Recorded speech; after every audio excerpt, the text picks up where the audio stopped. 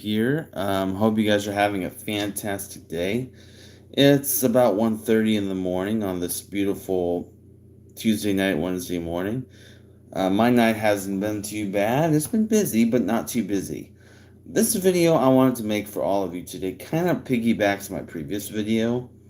Um, Excuse me. While this video won't exactly be a go to work with me night like the previous one is, this just goes into detail about what it will be like working overnights at Walmart. For those of you who don't know, I work as an overnight stocking associate at Walmart.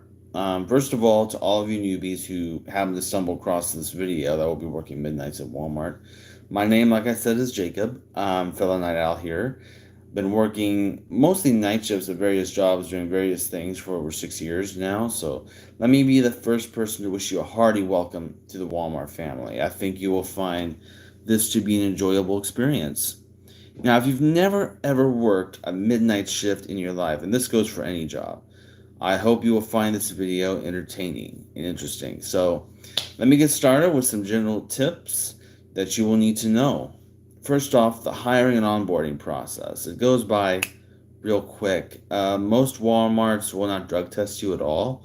The only thing they have to run once you accept the job offer is a background check, which shouldn't take no more than a week to complete. That's how long mine took. Once it's complete, you will get a phone call from the general manager who will then call you to schedule your orientation. Orientation is normally just for one day and usually will last for about an hour, hour and a half. In my case, I had to be in my orientation at 10 a.m. and I was there for about an hour and a half. And then once you complete orientation, then you'll have to schedule a time to complete your computer training, depending on what department you're going to. Most of the time, they will let you complete your computer training on the shift you will be working. If you will be working Cap 1 or morning shift or opening shift, that's when you will do that. If you will be working Cap 2 or second shift or closing shift, that's when you will do that. Or if you will be working Cap 3, which is what I work, or third shift or overnight shift, that's when you'll do that. Once you've completed your computer training, then they will start training you on the sales floor. The first tip I always give anybody who has never worked overnights in their life, get your sleep. Trust me, I know it's tempting to want to get outside and do things during the day that you want to do, but your body needs its sleep, because to an overnight shift worker, everybody else's day is your night, and everybody else's night is your day. It will be a struggle trying to sleep during the day, for the first week or so, but you will eventually get the hang of it. This is where things like blackout curtains and eye masks become your best friend. Another tip to remember is try to keep a routine as much as possible. For example, I usually wake up around 5 o'clock in the afternoon. As soon as I wake up, I usually will go take a shower. Then by 6 o'clock, I'll go grab something to eat somewhere. Or sometimes my dad will make me something to eat. At about 8:30, quarter till 9, I'll usually start brushing my teeth, packing my lunch. And then usually I will try to leave by no later than 9. Sometimes I will usually have me a light snack when I arrive to work. Clock in at 10 o'clock. Usually I will eat something again at around midnight. I will then have my dinner at about 2 o'clock in the morning. I usually get another 15-minute break at 5, clock out at 7, and then I usually will arrive home from work by around 7:30. Most of the time I will make some breakfast, and then I'm usually in bed by no later than 8 a.m. Then it's wake up at 5 o'clock and do it all over again. Now, when you work overnights, Walmart will usually schedule you to work 5 days, and then you have the other 2 days to yourself. Now, the other 2 days, I will tell you this right now. Your 2 days won't be Saturday or Sunday, because Saturday and Sunday is the busiest. I would say Saturdays and Sundays, and I would say the day before holidays is the busiest time, believe it or not, for Walmart. And not only that, they may not necessarily be in a row either. They will mostly go by whatever your availability is on any given week. If you go to a professional, they will tell you to keep your same routine on your days off. I would only do that, though, if your days off are not in a row. For example, my days off are Tuesday nights and Friday nights. I usually keep my same schedule of waking up at 5 o'clock in the afternoon, going to bed at 8 o'clock in the morning on those days off.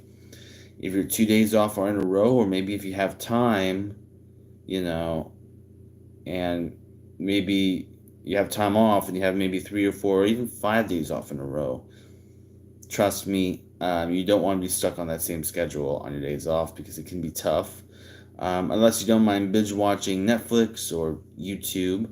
Plus, not to mention, household chores are a lot harder to accomplish because it's hard to really run your vacuum or do dishes or do laundry at 2 or 3 in the morning while your husband or girlfriend or wife sleeps. That is, unless you don't mind driving to one of those 24-hour laundromats to get your laundry accomplished there, but that's beside the point. What I would recommend you doing if you have multiple days off in a row. So, say if your sleep schedule is 8 a.m. to 5 p.m., right? The morning after your last night of work, go to bed like you normally would. Go to bed at 8 a.m. and only sleep till 1 o'clock in the afternoon. Wake up, get some fresh air, and enjoy the day. Then try to be back in bed by no later than 4 o'clock the following morning. And then again, just kind of keep that same pattern going. The afternoon of your first night back, try to take a nap by no later than 4 o'clock, and then just sleep till 8 o'clock at night, and then try to stay up all night. Now, I don't know how most Walmarts work. At my particular store, their overnight shift starts at 10 o'clock at night. It goes all the way until 7 a.m. the next morning. Your workday will typically go like this. As soon as you clock in, you'll have a meeting basically discussing how the business day went, what trucks they had that night, if any, and what stuff Cap 2 was able to get done. They will then assign you to your department, and then you'll get started. So basically, from after the meeting is over till about midnight, you will mostly be stocking shelves or running freight, as they call it. At midnight, you drop what you're doing, and then you have to go outside and gather up shopping carts from the parking lot. Once that's completed, which we usually get that done by around quarter after 12, you will then take your first 15-minute break. At 12:30, you will continue what you're doing. 2 o'clock in the morning, you will then clock out for lunch. You get a 1 hour unpaid lunch to do whatever with. Sleep, grab something to eat, whatever, as long as you're back by 3 a.m. And then I call the period between 3 in the morning to 5 in the morning crunch time because everything has to be stocked, floors have to be free of pallets and cardboard, all that by 5 a.m., which is when the Cap 1 crew comes in. At 5 a.m., you will get another 15-minute break. When you come back at 5:15, you will be assigned an area of the store to zone. Zoning means that you're just pretty much straightening things up, cleaning up the aisles, anything that's misplaced goes back to its spot, things like that. Then you just do that till 7 a.m., clock out and go home. And that's pretty much the basis of your shift. The majority of your shift will be quiet, so if you're like me and have social anxiety, it's good. The only time that you will have customers in the store would be at 10 p.m. when you first arrive, because most Walmarts don't close till 11 o'clock at night. And again at 6 a.m. when the store reopens, because our shift's not over till 7. Another tip, work at your own pace. I don't know about you, but for me, I get frustrated when people tell me to hurry up or get something done quickly. While this hasn't happened to me at Walmart, I have had a couple of instances at other jobs where people would yell at me and get all mad at me for working slower than everybody else. Let me get one thing straight for all of you who's watching. You're not Superman. You're not Speedy Gonzalez. You're not the Roadrunner. Nobody can work as fast as them. And at Walmart, none of your coworkers expect you to either. You have from 10 o'clock at night till 5 o'clock in the morning to get your area done. That's 5.5 hours. If you subtract the 15 minutes from gathering up carts, your 15-minute break, and your hour lunch, that's plenty of time for you to get your stuff done. And most of the time, you will have people helping you. So, as long as you're not, messing around on your phone, or as long as you're not dilly-dallying around, you should be fine. Just You know, if someone tells you to ever comes up to you, tells you to hurry up, don't listen to them. Just focus on your work and go at your own pace. Alright, I think that's pretty much all I have to say. No comments I see on Facebook. So I truly do appreciate you guys' support as I continue my journey in Walmart. So thanks again for watching. As always, give this video a like and a subscribe. I'll see you guys on my next video. Bye for now.